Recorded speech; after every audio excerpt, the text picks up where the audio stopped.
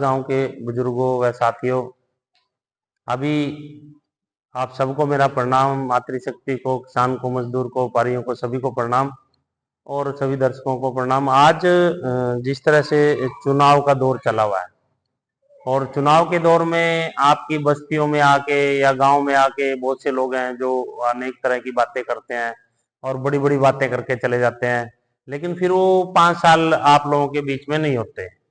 वो 5 साल वो नजर नहीं आते कि वो 5 साल गए कहाँ पे हैं। जब इलेक्शन का दौर दोबारा शुरू हो जाता है, महीना 2 महीने पहले, फिर वो आना शुरू हो जाते हैं।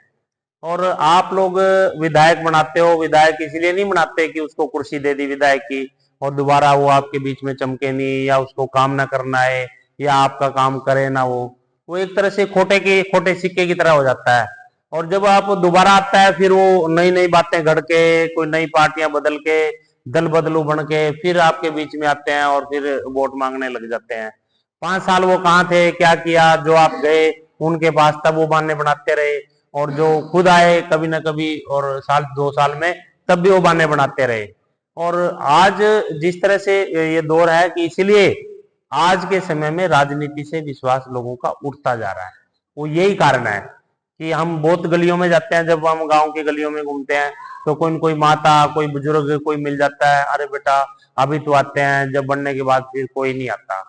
तो वो सच बात है कि बनने के बाद आते नहीं और काम करते नहीं और सुनते नहीं, और व्यवहार बदल जाता है, नजरिया बदल जाता है।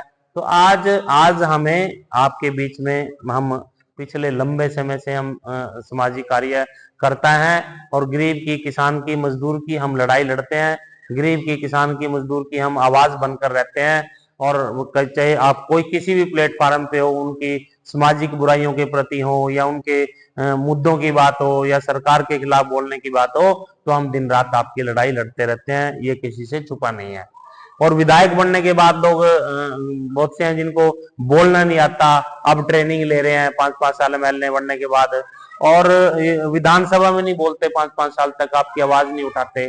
तो हमें मौका मिलेगा तो आपकी रोजगार की बात सबसे पहले होगी, हमारा कोशिश होगी, हमारा प्रयत्न होगा कि आपके जो युवा हैं, जो सबसे बड़ी समस्या है सभी समाज की आज की डेट में, वो रोजगार की समस्या है। और हम रोजगार के लिए पूरा प्रयत्न करेंगे, पूरा प्रयास करेंगे और लड़ाई लड़ेंगे। कोई बड़ी कंपनियां इस क्षेत्र में आए जो बड़े काम हो। एक प्रेस नीलोखेड़ी में थी, उसको उठा दिया गया है। और शिक्षा को लेकर कोई यहाँ पे कोई प्रगति नहीं हुई। 2 कॉलेज यहाँ बने, आप प्रगति इसमें बस्तली में और त्रावड़ी में, वो दोनों कॉलेज अधूरे पड़े हैं। और इसी तरह से आप दूसरे दूसरे कामों के डेवलपमेंट की बात ले लो, डेवलपमेंट के नाम पे भी कोई खास काम नहीं हुआ है। तो मेरा आप सबसे, बुजुर्गों से, युवाओं से, साथियों से, आप डेवलपमेंट के द्वार खोलना चाहते हो, नीलोखेड़ी के तरक्की के द्वार खोलना चाहते हो, आप अपनी लड़ाई ऐसे व्यक्ति को भेजना चाहते हो कि जो आपकी लड़ाई लड़े, हर मुद्दा उठाए, हर लड़ाई लड़े आपकी, तो आप दयाल सिंह सरोई आपके बीच में है। और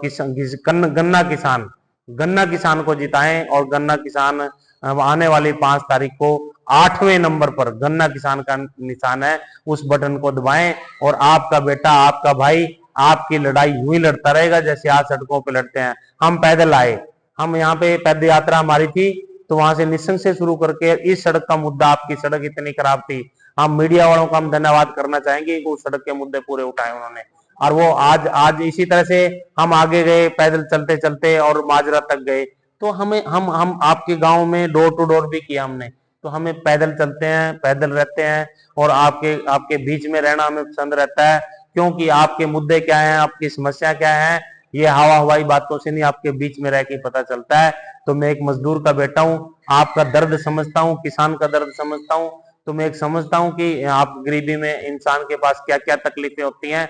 तो हम आपके आपके दुख साझा करने के लिए आपके बीच में हैं और हमेशा आपके बीच में रहेंगे। तो मुझे पूरी उम्मीद और पूरा भरोसा है कि आने वाली 5 तारीख को आप गन्ना किसान का बटन दबाएं और 5वें नंबर पे बटन, 8वें नंबर पे बटन दबाकर आप किसान को विजय बनाए, मजदूर को विजय बनाए, दयाल सिंह सरोई को विजय बनाए, जो आपकी लड़ाई हमेशा 5 साल तक बखूबी लड़ेंगे और विकास के द्वार खोलेंगे, रोजगार के द्वार खोलेंगे। धन्यवाद।